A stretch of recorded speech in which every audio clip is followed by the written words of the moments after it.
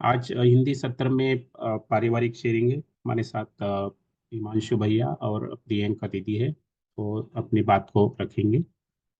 तो अभी हम शुरू करते हैं। तो शर्मिला दीदी नमस्ते। दीदी हम शुरू कर सकते हैं अभी? जी जी, नमस्ते सभी को। नमस्ते, शुरू करें।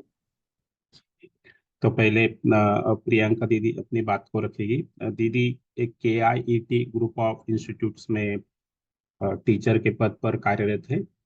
दीदी ने उनका फर्स्ट वर्कशॉप जून 2019 में किया था। तो तब से दीदी इस कंटेंट के साथ जुड़ी है और डिफरेंट एक्टिविटीज में, जैसे फेस टू फेस वर्कशॉप में as a resource person team member दीदी अपनी भागीदारी को निभा रही है। हिमांशु भैया पहले professor and head mechanical engineering department के पद पर कार्यरत थे। फिलहाल भैया मतलब कहाँ पे नहीं है, लेकिन वो अपने QHV कंटेंट के में बहुत ही गहराई से इसे समझने का और जीने का प्रयास कर रहे हैं। भैया कंटेंट के साथ 2018 से जुड़े हैं। उन्होंने फर्स्ट वर्कशॉप IIT कानपुर में किया था, और भैया as a resource person workshops भी ले रहे हैं। तो आप दोनों का भी स्वागत है। Over to you. जी जी। तो पहले प्रियंका जी बात रख देती हैं जी। नमस्ते शर्मिला दीदी, यशवंत भैया नमस्ते, और यहाँ ऑनलाइन मॉर्निंग सेशन में उपस्थित सभी साथियों को मेरा नमस्ते। तो यहाँ पर उपस्थित ज़्यादातर लोगों से जैसा मैं देख पाती हूँ परिचय तो बना ही हुआ है, कुछ लोगों से अभी नहीं है। तो सर्वप्रथम मैं अपना परिचय रख देती हूँ। मैं प्रियंका राय हूँ, मूलतः उत्तर प्रदेश के मऊनाथ भंजन जिले की निवासी हूँ, और अभी गाजियाबाद में मैं परिवार के साथ रहती हूँ। UHV से परिचय जून 2019 में हुआ था, और तब से इस प्रस्ताव के प्रति निष्ठा बनी हुई है, और स्वयं पर कार्य करने का मेरा प्रयास भी बना ही रहता है। अब अभ्यास 1 पर मैं अपनी बात रखती हूँ। तो स्टेप्स में जैसा बताया गया है कि अपनी इच्छा, विचार, आशा को देखें बिना कोई प्रतिक्रिया किए। भाव जो चल रहा है मुझे सहज स्वीकार्य है या नहीं, मैं आराम में हूँ या नहीं, निर्णय कौन ले रहा है, इसका आधार क्या है, कौन सा भाव सहज स्वीकार्य है। इन स्टेप्स को जब प्रयोग के रूप में क्रियान्वित करना शुरू किया, तो दिखा कि जैसे ही विरोध का भाव आता है मैं दुखी होती हूँ, और जब संबंध के भाव के साथ रहती हूँ, जैसे स्नेह का भाव, ममता का भाव, तो स्वयं में सुखी रहती हूँ। जब बार बार विरोध पर ध्यान जाने लगा, तो विरोध भी कई जगहों पर कम होता हुआ दिखा। लेकिन शुरुआत में एक ऐसी स्थिति बन जाती थी कि कुछ खालीपन सा दिखता था। अर्थात जिन संबंधी के लिए विरोध दिख रहा था, तो ऐसा लगता था कि मैं उनके लिए संबंध भी नहीं देख पा रही हूँ। तब ऐसा लगता था कि कुछ छूटा जा रहा है। विरोध तो दिख रहा है, लेकिन संबंध का भाव स्थापित होना है, और वो पूरा हो नहीं पाया। धीरे धीरे प्रयास के साथ अब ऐसी स्थिति बन पाई है कि दूसरे को स्वयं जैसा ही देख पाती हूँ। वह भी अपनी शरीर यात्रा में बना हुआ है, अपनी योग्यता के हिसाब से व्यवहार कार्य कर रहा है, ऐसा देखने को समझ में आता है। और फिर मेरी स्वयं की भी स्थिति एक अच्छी बन पाती है, या कहूँ मैं कि एक हार्मनी की स्थिति बन पाती है। यहाँ तक कि स्वयं में भाव को ठीक से देख पाना, चाहे वह विरोध का भाव हो या संबंध का भाव हो, एक आश्वस्ति या मुझ में एक स्थिरता देता है। मैं देख पाती हूँ कि स्वयं में क्या ठीक होना है, और इस तरीके से दुविधा नहीं रहती, अंतर्द्वंद से भी बाहर निकल पाती हूँ। दृष्टा बनकर हल भी सामने आ जाता है। यह भी मैं देख पाती हूँ कि स्वयं में भाव विचार का आधार मान्यता और संस्कार बने रहते हैं। ज़्यादातर समय किसी परिस्थिति में चलने वाला विचार, भाव जब विरोध का बन जाता है, तब अर्थात कुछ सेकंड्स बाद मुझे ध्यान आता है, कह सकती हूँ कि बेहोशी से जागती हूँ। जब विरोध के कारणवश स्वयं में असहज होने लगती हूँ, तब ध्यान जाता है और तब ये एहसास होता है कि स्वयं पर काम करना है। लेकिन पूरे आत्मविश्वास के साथ कह सकती हूँ कि होश में आते ही सहज होने लगती हूँ। अपनी स्थिति, बाहरी प्रभाव सब स्पष्ट होने लगता है और अपना आगे का कार्यक्रम बना पाती हूँ। प्रयास करती हूँ कि मेरा भाव संबंध के अर्थ में हो, मेरा भाव व्यवस्था और सह-अस्तित्व के अर्थ में भी हो, ऐसी सूचना ही दिखती है मुझे और वहाँ तक अभी स्वयं में देखना नहीं हुआ है। अब मैं पर अपनी बात रखती हूँ। जब मैं किसी स्थिति में अपनी मान्यतावश या संस्कारवश भाव में होती हूँ, उसी के अनुसार व्यवहार कार्य कर रही होती हूँ और होश में आने पर कुछ हद तक नियंत्रण में आती हूँ, तब आराम से मैं और शरीर 2 अलग-अलग वास्तविकताएँ हैं, ऐसा देख पाती हूँ। उनके बीच सूचनाओं का आदान-प्रदान हो रहा है तथा यह भी दिखता है कि स्वयं मैं ही है जो निर्णय लेता है। अभी पहले हमारी ग्रुप लेवल की 2020 मीटिंग में इस बात पर बहुत अच्छे से ध्यान दीदी गया आपकी कि आवाज संयम का नहीं आ रही थी। जी भैया, हाँ हाँ हाँ हाँ, अभी आ। अभी आ रही है तो हाँ हाँ क्या हाँ, अभी रिपीट क्लियर है। Yes yes. रिपीट करूं भैया? हाँ, थोड़ा सा लास्ट सेंटेंस अगर आप कर पाए। ठीक है। तो अभी कुछ ही दिनों पहले हमारी ग्रुप 11 की मेंटर मेंटी मीटिंग में इस बात पर मेरा ध्यान गया कि संयम का भाव मैं में है, शरीर के पोषण संरक्षण की जिम्मेदारी स्वयं मैं की है और इस जिम्मेदारी के भाव के साथ शरीर के स्वास्थ्य के अर्थ में अपनी जिम्मेदारी दिखी। भोजन से मिलने वाली संवेदना के अधीन होकर कई बार इस जिम्मेदारी से मैं विमुख होती रहती हूँ। जब अपनी जिम्मेदारी दिखी तो फिर इस अर्थ में भागीदारी पर भी ध्यान गया। अभ्यास 2 में स्टेप 6 में देखें तो बाह्य परिस्थिति का शरीर का प्रभाव और उस पर निर्वाह की बात है। तो इस पर मैं बात रखूं तो दोनों ही स्थितियां, बाह्य परिस्थिति और शरीर का प्रभाव अलग-अलग ही दिखती हैं। बाह्य परिस्थिति में कई बार जिम्मेदारी पूर्वक निर्वाह हो पाता है।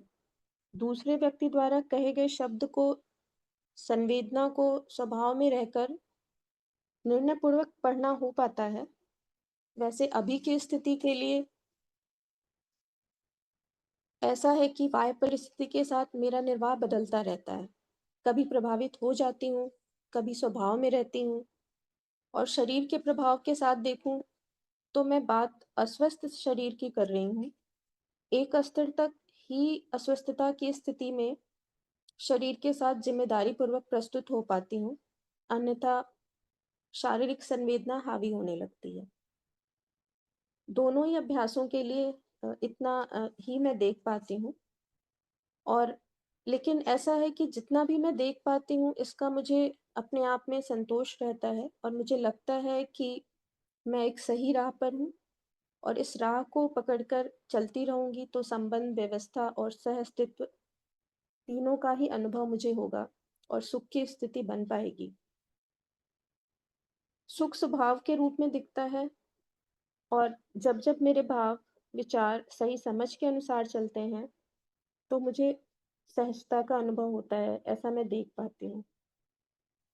तो जी यशवंत भैया, मैं इतनी ही बात मुझे रखनी थी, तो मेरी बात सुनने के लिए आप सभी का धन्यवाद। जी, नमस्ते। धन्यवाद दीदी। भैया। जी जी जी। तो एक बार पुनः सभी को नमस्ते। और पहले यशवंत भैया ने और फिर प्रियंका जी ने परिचय दे ही दिया, तो मैं सीधे विषय वस्तु पर आता हूँ। भैया मेरी आवाज पहुंच रही होगी ना? हाँ जी भैया, आवाज क्लियर। ठीक है। तो मैंने यूएचवी के इस विषय वस्तु को जनवरी 2018 में पहली बार सुना और फिर जून 2020 से कोरोना काल में जब सुबह का सत्र प्रारंभ हुआ तो एक बार इस विषय वस्तु के साथ गहराई से जुड़ना हो पाया। इस विषय वस्तु के माध्यम से सबसे पहले इस बात पर ध्यान गया कि मानव मैं और शरीर के सह अस्तित्व में बना हुआ है। मैं और शरीर दो अलग अलग वास्तविकताएं हैं। इसको देखना समझना हो पाया और दिखा भी, जिसको हम एक्सरसाइज 2 के स्टेप 1 में देख रहे हैं। ध्यान देने पर यह भी दिखा कि मैं शरीर के साथ आवश्यकता पड़ने पर ही सूचना का आदान प्रदान करता हूं। सूचना का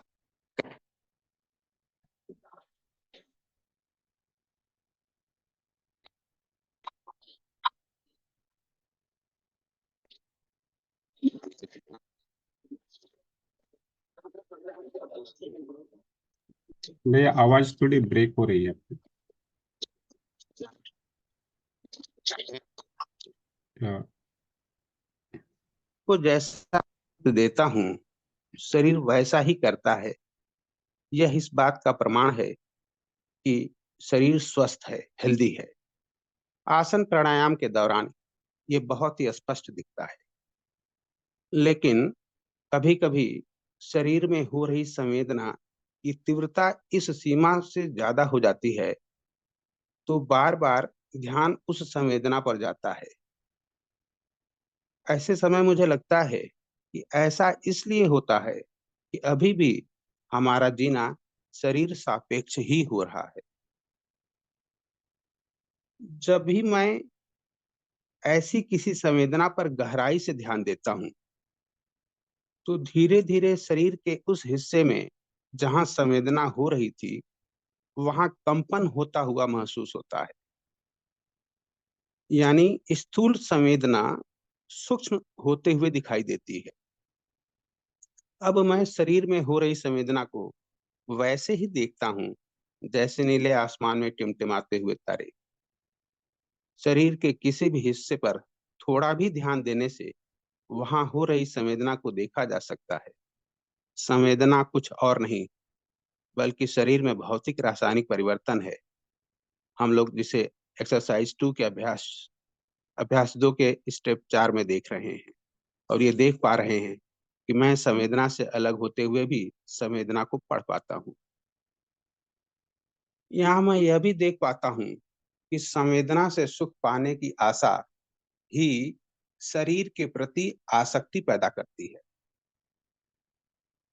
इससे मैं यह निष्कर्ष बनाता हूँ कि जितना जितना हम सुख को सही अर्थों में देख समझ पाएंगे, उतना उतना हम जागृति के अर्थ में शरीर का साधन के रूप में सदुपयोग कर पाएंगे। इस विषय वस्तु से जुड़ने के बाद एक दूसरी महत्वपूर्ण बात जिस पर मेरा ध्यान गया, वो ये कि सुविधा की कुल आवश्यकता तो शरीर के अर्थ में है, मेरे लिए नहीं। ध्यान देने पर यह दिखाई पड़ा कि शरीर के पोषण, संरक्षण और सदुपयोग के अर्थ में सुविधा की आवश्यकता तो बहुत ही सीमित है। इससे एक लेवल का अपने में समृद्धि का भाव पुष्ट हुआ। साथ ही साथ सुविधा के सदुपयोग पर भी ध्यान गया, और इसी क्रम में यह भी दिखा कि हम सुविधा के भोग से जैसे जैसे सुविधा के सदुपयोग की तरफ बढ़ते हैं, अप्रत्यक्ष रूप से प्रकृति का संरक्षण करते हैं। जब सेल्फ अर्थात मैं को देखने गए, तो वहां निरंतर चल रही इच्छा, विचार, आशा को क्रिया के रूप में देखा। इसी क्रम में ध्यान देने से सेल्फ को 10 क्रियाओं के समुच्चय के रूप में पहचानना हुआ, जिसको B1 और B2 ब्लॉक की सहायता से देखना समझना होता है। अभी ज्यादातर हमारा जीना नीचे की क्रियाओं अर्थात B1 ब्लॉक में ही होता है। यहीं पर अध्ययन के माध्यम से यह बात भी स्पष्ट हुई कि जागृति के अर्थ में अपनी ऊपर की क्रियाओं अर्थात चिंतन, बोध, अनुभव में होना होगा।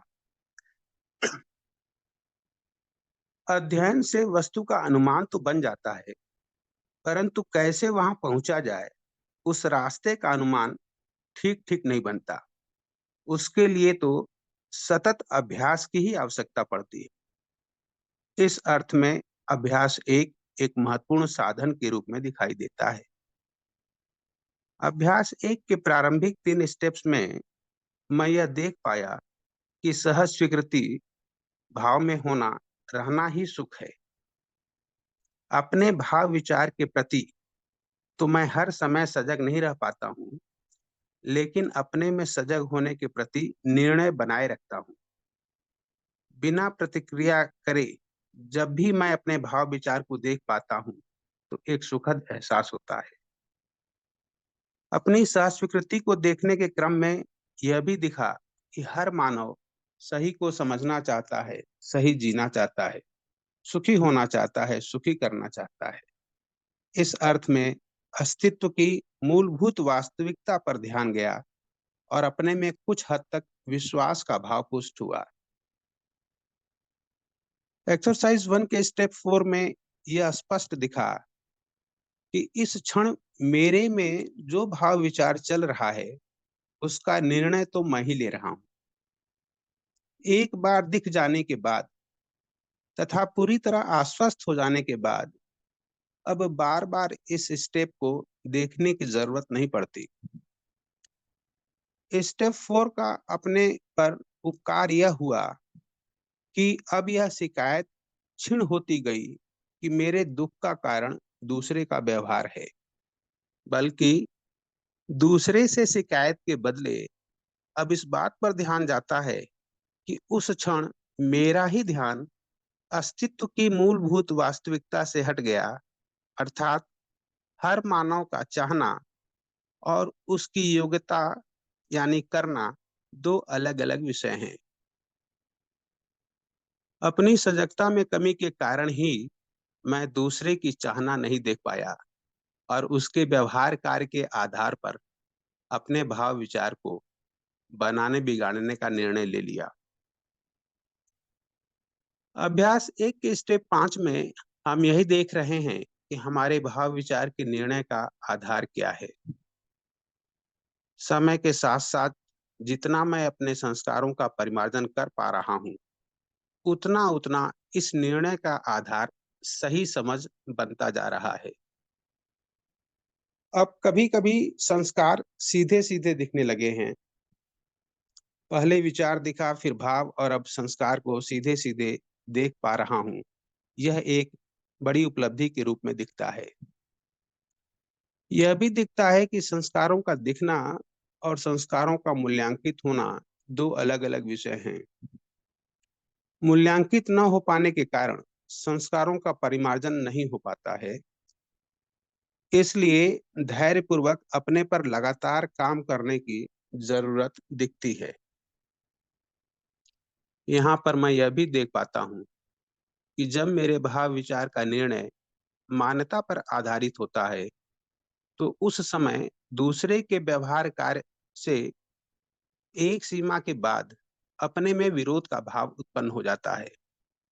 अर्थात संबंधों के निर्वाह में कोई न कोई शर्त बनी हुई है, कंडीशन बना हुआ है, ऐसा दिखाई देता है। साथ ही साथ यह भी दिखता है कि अपने में बनी हुई इन शर्तों के कारण ही परस्पर पूरकता का भाव पुष्ट नहीं होता है। अभ्यास 2 के स्टेप 5 में भी हम यही देखने का प्रयास कर रहे हैं कि बाहर की किसी घटना का प्रभाव पहले मेरे शरीर पर पड़ता है, फलस्वरूप वहां एक संवेदना होती है जिसे मैं निर्णय पूर्वक पढ़ता हूं और फिर अपने संस्कार अर्थात समझ या मान्यता के आधार पर उसको एक अर्थ देता हूं, जिस पर मेरा व्यवहार कार्य निर्भर करता है। अब जब मैं सजग रहता हूं, तो दूसरे व्यक्ति का व्यवहार कार्य उस समय पर उस व्यक्ति की मनोदशा के रूप में दिखने लगा है। वह व्यक्ति उस समय अपने में आराम में है या पीड़ा में है, इसकी स्पष्टता हो जाती है। अगर वह व्यक्ति सहज होकर व्यवहार कार्य कर रहा है, तो वहां पर न्याय सुनिश्चित होते हुए देख पाता हूं। परंतु अगर वह व्यक्ति पीड़ा के साथ व्यवहार कार्य कर रहा है, तो उस पर दया आती है और अपनी जिम्मेदारी को देख पाता हूँ। यह सब तभी देख पाता हूँ जब मैं पूरी तरह से होश में अर्थात सजग रहता हूँ, अन्यथा मैं भी पीड़ा में आ जाता हूँ और प्रतिक्रिया हो जाती है। एक बात और एक पर ध्यान जाता है कि शरीर में होने वाली घटना अर्थात फिजियोकेमिकल चेंज संवेदना के रूप में दिखाई पड़ती है। उस संवेदना को पढ़कर संस्कारवश जितना मैं रिएक्ट प्रतिक्रिया करता हूँ, उतना ही वह संवेदना दर्द के रूप में दिखाई देती है। यानी संवेदना से होने वाला दर्द मेरा रिएक्शन है। एक्सरसाइज 2 का स्टेप 6 से इस बात पर अच्छी तरह से ध्यान गया कि जितना समय मैं अपने स्वभाव अर्थात सहज स्वीकृति भाव में बने रहता हूँ, किसी संवेदना से अप्रभावित रहते हुए स्वयं में आराम में बने रहता हूँ और बाहर जिम्मेदारी पूर्वक प्रस्तुत होता हूँ, परस्पर पूरकता का निर्वाह करता हूँ, यह अपने प्रति सजगता का एक प्रमाण है। यहाँ मैं इस बात को भी रख देना चाहता हूँ कि शरीर के स्वास्थ्य के अर्थ में संवेदना का अपना महत्व है। उसको जिम्मेदारी पूर्वक पढ़कर सही के अर्थ में निर्वाह करना अपने में संयम के भाव को इंगित करता है। एक्सरसाइज 1 का स्टेप 6 को देखें तो जब यह दिख गया कि सहज स्वीकृति भाव में रहना ही सुख है, ऐसे में यह भी दिखता है कि संबंध व्यवस्था और सहअस्तित्व का ही भाव मुझे सहज स्वीकार होता है। संबंध है ही, इस पर गहराई से ध्यान जाता है। मानव मानव संबंध में अब काफी हद तक स्नेह के भाव के साथ दूसरा मेरे जैसा है मैं रह पाता हूँ और यह देख भी पाता हूँ। इस बात का भी अच्छी तरह आभास है कि प्रकृति की हर इकाई एक दूसरे से इंटरकनेक्टेड है। यहाँ पर मैं यह भी देख पाता हूँ कि जितना जितना हम भागीदारी करते हैं, उतना ही व्यवस्था को और नजदीक से देख पाते हैं। बहुत कुछ व्यवस्था में है ही, इस बात पर ध्यान जाता है और हमें केवल अस्तित्व सहज व्यवस्था को देख समझकर वैसा ही जीना होगा। और इस अर्थ में शिक्षा संस्कार की महत्वपूर्ण भूमिका दिखती है।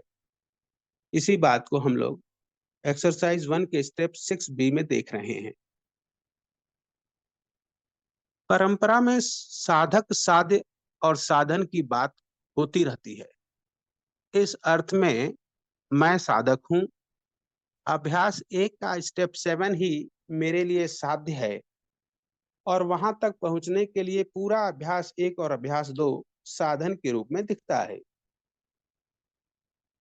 अभ्यास 2 का स्टेप 7 मेरा होना शून्य के सहअस्तित्व के रूप में बना हुआ है और शरीर का होना भी शून्य के सहअस्तित्व के रूप में बना हुआ है। यहाँ पर शून्य को आकाश के रूप में ही देखना हो पाता है। एक और बात पर ध्यान जाता है कि मैं शरीर या किसी अन्य इकाई के साथ सह अस्तित्व में हूं, तो वहां सह अस्तित्व परस्पर पूरकता के रूप में दिखता है। परंतु शून्य जो क्रिया शून्य है अर्थात इकाई नहीं है, व्यापक है, उसके साथ सह अस्तित्व में बने रहने इसको और ध्यान से देखना होगा, समझना होगा। इसलिए अभ्यास 3 के प्रति जिज्ञासा बनी हुई है। सुख स्वभाव है या प्रभाव? अब यह तो स्पष्ट हो गया है कि सुख स्वभाव का विषय है, प्रभाव का नहीं, अर्थात बाहर का नहीं। परंतु आचरण में अभी भी यह पूरी तरह रिफ्लेक्ट नहीं होता। सुख स्वभाव है, इसको स्वयं में सुनिश्चित करने के लिए जिस कार्यक्रम की आवश्यकता है वह तो यही है कि ईमानदारी और निष्ठा पूर्वक अपना स्वमूल्यांकन करते हुए सही के अर्थ में सतत अभ्यास किया जाए। अपने से बड़ी व्यवस्था में जिम्मेदारी पूर्वक भागीदारी की जाए। यह सब करने का प्रयास कर रहा हूं। सोसाइटल डेवलपमेंट के अर्थ में सेल्फ डेवलपमेंट पर ध्यान बना हुआ है। इन सभी बातों के साथ, सभी के प्रति कृतज्ञता के भाव के साथ मैं अपनी शेयरिंग को यहाँ विराम देता हूँ। बहुत-बहुत धन्यवाद भैया। जी, धन्यवाद भैया। दीदी को आमंत्रित करता हूँ कि दीदी हमें शेयरिंग के बारे में गाइड करें। जी, नमस्ते, नमस्ते हिमांशु जी, जी, प्रियंका जी। नमस्ते, नमस्ते। बहुत बहुत ही अच्छा। अच्छा लगा, बहुत दिन के बाद आपको सुना। और हमेशा ये याद रहता है कि दिसंबर 2019 कोरोना से ठीक पहले हम लोगों का मिलना हुआ आईआईटी कानपुर में, जी, तो वो याद जी, भी ताज़ा रहती है। जी। बिल्कुल, बिल्कुल। तो बहुत बढ़िया रहा। अम, अगर मैं प्रियंका जी की बात कहूँ तो प्रियंका जी अपने में निष्ठापूर्वक काम कर रही हैं, ध्यान दे रही हैं और उसका जो घटनाओं के जो व्यवहार में उनको आराम दिख रहा है, वो भी उन्होंने उसकी भी बात करी। तो मुझे लगता है कि काम तो लंबा है, ये तो है ही, लेकिन जैसे-जैसे हम क्षणिक वे में भी आराम में आने लगते हैं, वो एक तरह से हमारा मोटिवेशन बन जाता है कि हम आगे भी अपने अंदर और काम करते रहें। तो वो दिखाई देता है कि अ, लगन भी है और निष्ठा भी है और एफर्ट जा रहा है उसमें। ऑफ कोर्स जैसे-जैसे हम देखते जाएँगे, जैसे-जैसे हम इस पूरे एक्सप्लोरेशन को अपने अंदर करते जाएँगे, तो और सूक्ष्म दिखने लगेगा। वो एक नेचुरल वे में ये जो प्रक्रिया है वो शुरू हो जाती है। तो प्रियंका जी को बहुत-बहुत बधाई और बहुत शुभकामना। जी दीदी, नमस्ते। धन्यवाद दीदी। नमस्ते, नमस्ते। बहुत बढ़िया। अम, हिमांशु जी के लिए मैं कहूँगी जैसे हिमांशु जी ने कहा, हम मिले तो बहुत समय पहले थे और इधर-उधर बातचीत कभी हो जाती है, सुनना एक-दूसरे को शायद हो जाता होगा, लेकिन अ, समय लगाकर मिल पाना, समय बिता पाना, वो हर समय नहीं हो पाता। लेकिन पुरानी जो भी मुलाकात रहती है, उसके तहत जो दिखता है भाव और जो दिखता है कि वो कितनी निष्ठापूर्वक, कितना अम, एफ़र्ट लगाकर हर चीज़ को समझने का प्रयास करते हैं। तो 2019 की जो बात हो रही थी, तो वो दिखाई दिया कि उन्होंने कितना सारा पहले से पढ़ा हुआ है और उसके साथ कोरिलेट करने का वो प्रयास कर रहे थे। पहले जो उनकी वो वर्कशॉप थी उसमें और अपने में जो भी उन्होंने पढ़ा है उसको प्रैक्टिकली देखने का काम, उसको मूल्यांकित करने का काम, उसके साथ जीने का काम, उस पर उनका ध्यान बहुत तेज़ी से जा रहा था और मुझे याद है कि बहुत प्रश्न पूछ रहे थे हिमांशु भैया उस समय और तब जी, से अब तक देखें तो यात्रा काफ़ी सुखद दिखाई दे रही है कि काफ़ी लंबा हम चल पड़े हैं उस पर। खुद समझने का प्रयास करते हुए अब धीरे-धीरे औरों के लिए बहुत सारी प्रेरणा बन रहे हैं। औरों को भी सहायता कर रहे हैं, औरों के लिए भी एक सोर्स ऑफ इंस्पिरेशन बन गए हैं। ये भी सब एक बहुत नेचुरल ढंग से होता है मुझे लगता है कि हम जैसे-जैसे अपने में काम करते जाते हैं, तो हमारी जो सहजता है वो बढ़ती जाती है और हमारे व्यवहार में वो दिखने लगती है।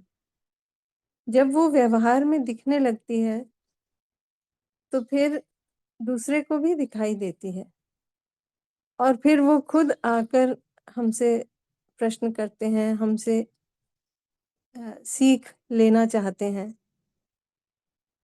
जो कि अक्सर हम लोग अगर उस बात को भूल जाते हैं तो हमारा ध्यान फिर वहीं अटक जाता है कि दूसरा ठीक नहीं हो रहा। बट जैसे-जैसे हमारा ध्यान उस पर जाता है कि हमें पहले अपने को सुधारना है, अपने में सही भाव रखना है, अपना व्यवहार ठीक करना है। जैसे-जैसे उस काम पर हमारा ध्यान जाता है, वैसे-वैसे हमारी यात्रा सुखद होने लगती है और जो हम चाह रहे थे दूसरे में, वो खुद ब खुद एक तरह से होने लगता है। या इतना जल्दी नहीं भी हो तो हम तो आराम में बने रहते हैं, ये बहुत क्लियर दिखाई देता है। तो ये सब हिमांशु भैया की शेयरिंग से बहुत अच्छे से सामने आया और वॉलंटियरिंग भी आप कर ही रहे हैं। आप दोनों को बहुत-बहुत बधाई। बहुत ही अच्छा लगता है जब अ, पूरा परिवार में मतलब हस्बैंड वाइफ दोनों इन्वॉल्व हो जाते हैं, तो मुझे लगता है कि माहौल ही बदल जाता है घर का और वो एक तरह से एक सुखद एक्सपीरियंस हो जाता है कि हर समय हम ये जो कॉमन गोल की बात करते हैं, वो दोनों को दिखाई देता रहता है और उसी के प्रयास में चलते हुए दोनों का आपस का व्यवहार भी बहुत अच्छा सुखद हो जाता है और बच्चों के लिए भी एक तरह से एक इंस्पिरेशन बनता है। वो जो देख पाते हैं घर में बड़ों का व्यवहार, उससे वो भी इंस्पिरेशन ले पाते हैं। तो पूरा माहौल एक तरह से बहुत बढ़िया हो जाता है। तो आप दोनों को बहुत-बहुत बधाई, बहुत शुभकामना आगे के लिए। जी, जी, जी। बहुत-बहुत धन्यवाद और हम भी वैसे ही देख पाते हैं जी। कि कितना आप बड़ी भागीदारी कर रही हैं और उस भागीदारी के माध्यम से इनडायरेक्टली रोज़ मॉर्निंग सेशन में जब भी सुनना हो पाता है, तो उससे अपने में भी देख पाते हैं, काम हो पाता है। तो बहुत-बहुत कृतज्ञता का भाव भी आपके प्रति मैं देख पाता हूँ। जी। बहुत-बहुत धन्यवाद। जी। धन्यवाद। धन्यवाद दीदी।